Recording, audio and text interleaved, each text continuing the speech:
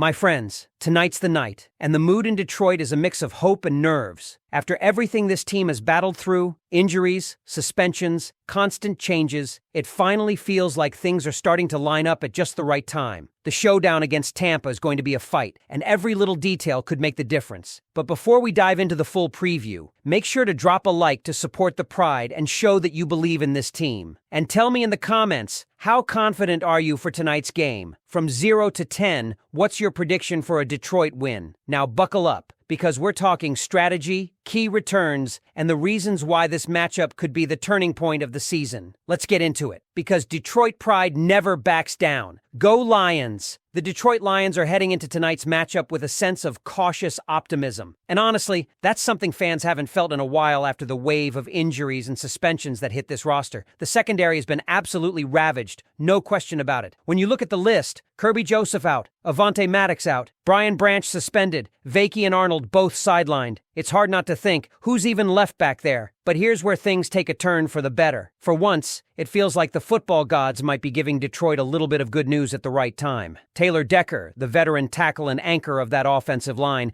has been limited in practice all week, but is now listed as questionable, and that's huge. Considering the initial belief that he might sit through the bye, the fact that he's trending toward playing speaks volumes about how this team is approaching this game, with urgency. And it's not just Decker. Aleem McNeil is nearing the end of his 21-day activation window, and all signs point to him being ready to go. That's massive for the defensive front, especially with DJ Reader nursing a back issue that's kept him limited. McNeil's presence could make all the difference in controlling the line of scrimmage, especially against a Tampa Bay offense that's shown both explosiveness and inconsistency. And speaking of Tampa Bay, they've got problems of their own. Chris Godwin looks unlikely to suit up. Emeka Egbuka is battling a hamstring injury and might not be close to 100%, and Mike Evans, while expected to play, is far from full strength. Add to that the absence of their top running back Bucky Irving, and suddenly that high-powered Buccaneers offense doesn't look so intimidating. Sure, Baker Mayfield has been slinging it no matter who's out there, but when he loses his main targets, he starts leaning heavily on tight ends and checkdowns. That's where Detroit's linebackers, especially Jack Campbell and Alex Anzalone, can make their presence felt. Both can stay in base and still handle coverage responsibilities. Especially over the middle of the field against someone like Cade Otton,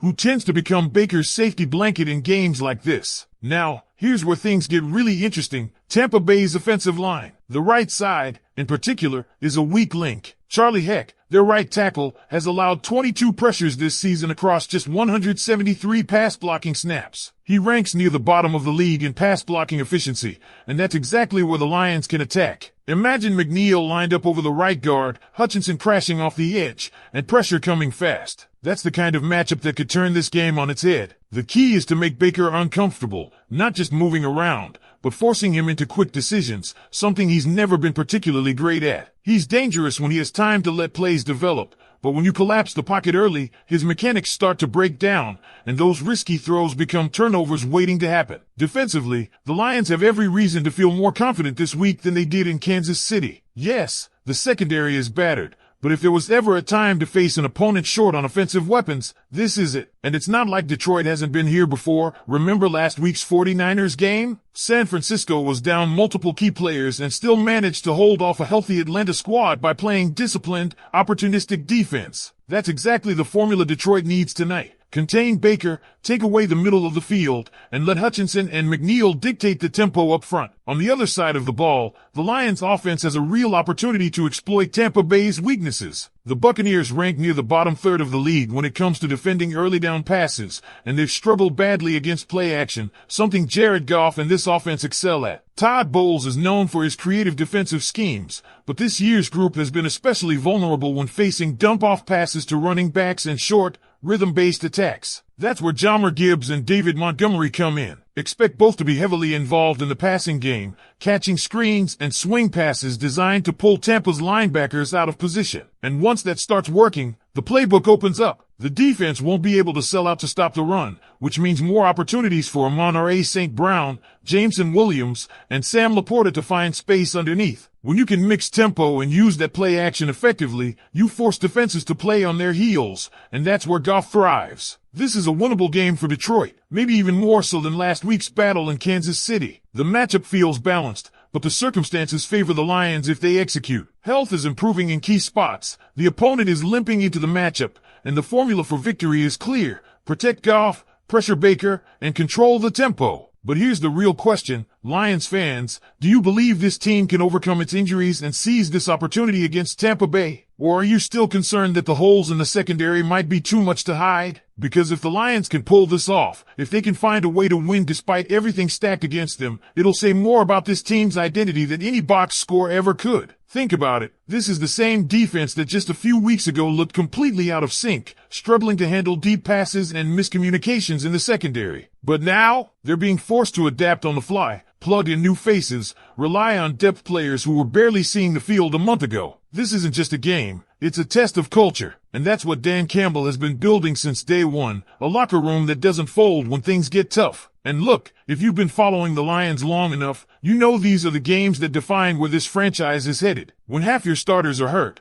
when your playmakers are suspended or banged up, when nobody outside Detroit believes you have a shot, that's when the good teams rise. It's when leadership matters most. You can bet guys like Jared Goff and Amon-Ra St. Brown are going to set the tone early, not with flashy plays, but with poise. That quiet confidence that's become their signature. Because even with Tampa's defense known for exotic blitz packages, Goff has been one of the league's best quarterbacks against pressure this season when protected. And if Taylor Decker suits up and holds his side of the line, it gives the offense the stability it needs to lean into its rhythm passing game. What's so fascinating about this matchup is how it's shaping into a chess match between two coaches with completely different philosophies. Todd Bowles wants chaos. He wants Goff guessing, throwing off his back foot, forcing balls into tight windows. Campbell and Ben Johnson want composure. They want to control pace, use pre-snap motion, keep Tampa's defenders second-guessing their alignments. It's not about throwing haymakers, it's about wearing the Buccaneers down snap by snap, until they're reacting instead of attacking. That's where Detroit can strike deep. Now, the wild card here might actually be the defensive line rotation. If Allie McNeil is active, even on a snap count, it changes everything. Suddenly, you're not asking your edge rushers to win every battle alone. You're collapsing pockets from the inside, forcing Baker Mayfield into uncomfortable angles,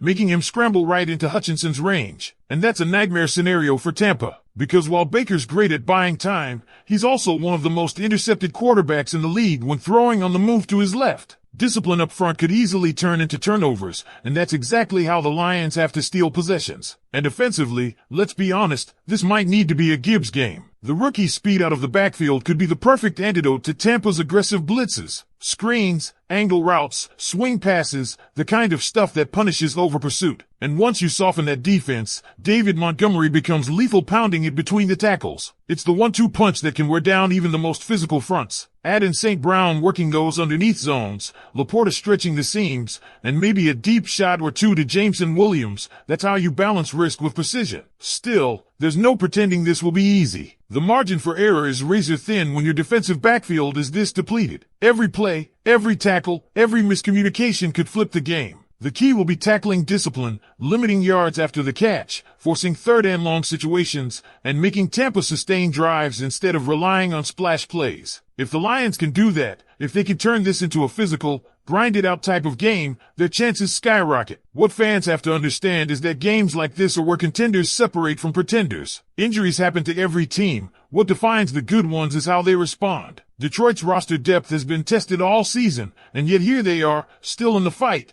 still refusing to use excuses. You can feel that edge in how they talk, and how they practice. This isn't the same old Lions team anymore. So tonight, it's not just about one win or loss in the standings. It's about sending a message to the rest of the league, and maybe to themselves, that this team can take punches, lose players, and still play winning football. Because resilience doesn't show up in stat sheets, but it wins you games like this. Now the real question for you, Lions fans, is this. Do you think this team's toughness and next man up mentality are enough to carry them through this stretch? Or will the injuries finally catch up? Drop your thoughts in the comments. And if you're riding with this team through thick and thin, hit that like button, subscribe to the channel, and check out the next video. It's already on screen. And honestly, that's what makes this moment so powerful for Detroit fans. It feels like the kind of game that could redefine the season. Every team talks about grit, but this one's about proving it under pressure, when the margin for error is paper thin and the noise around the injuries is deafening. These are the weeks when championship DNA either shows up or it doesn't. When backups become household names,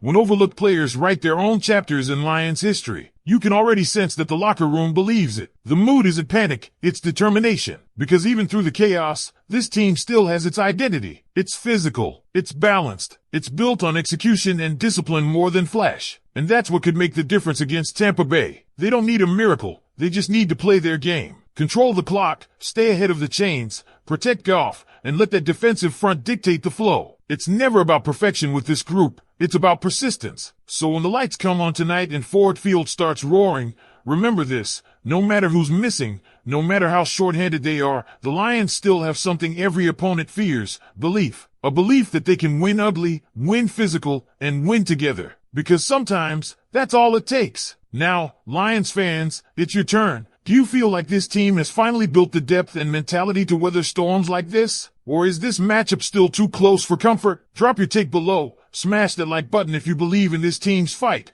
and don't forget to subscribe. Your support keeps the roar alive. See you in the next video. So when the lights come on tonight and Ford Field starts roaring, remember this: no matter who's missing, no matter how short-handed they are, the Lions still have something every opponent fears: belief. A belief that they can win ugly, win physical, and win together. Because sometimes, that's all it takes. Now, Lions fans, it's your turn. Do you feel like this team has finally built the depth and mentality to weather storms like this? Or is this matchup still too close for comfort? Drop your take below, smash that like button if you believe in this team's fight, and don't forget to subscribe. Your support keeps the roar alive. See you in the next video.